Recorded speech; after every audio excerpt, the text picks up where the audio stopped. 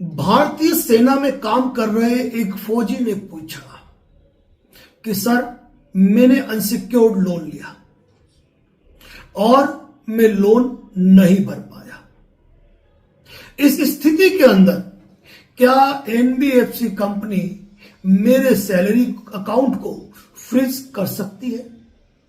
तो यहां पर मैं जवाब देना चाहूंगा, यदि किन्हीं विषम परिस्थिति और आर्थिक हालातों के चलते यदि आपने लोन लिया है और आप लोन को पे नहीं कर पा रहे, तो यहां आपको दो चीज देखनी पड़ेगी कि क्या आपने जो लोन लिया है वो आपके सैलरी अकाउंट जो है उसी बैंक से लिया है।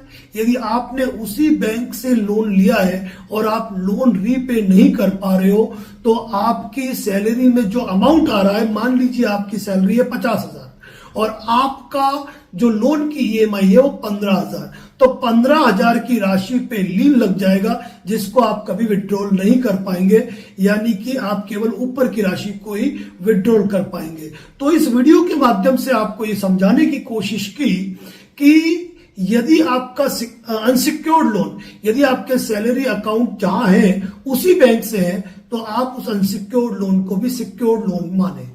इसके अलावा यदि आपने किसी एनबीएफसी बैंक से लोन लिया है, तो वो डायरेक्टली आपका अकाउंट कभी भी फ्रीज नहीं कर सकती है।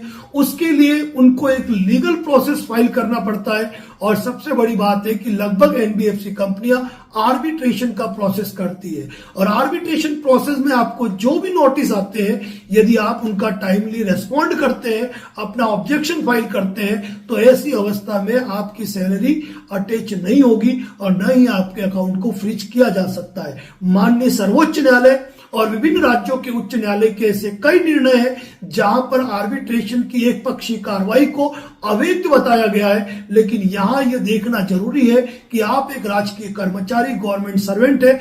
ऐसी स्थिति में आपसे यह अपेक्षा की जाती है कि यदि आपको कोई नोटिस आता है तो आप उसका टाइमली रिस्पॉन्ड करें और आप उसका जवाब दें। तो इन चीजों को ध्यान रखने की कोशिश करेंगे। बाकी सरकारी नौकरी और लोन डिफॉल्ट के मैटर में advocate Narendra Joshi and associate YouTube channel पर डिटेल वीडियो है, जहां सर्च करके आप, जहां विजिट करके आप डिटेल जानकारी प्राप्त कर सकते हैं। धन्यवाद।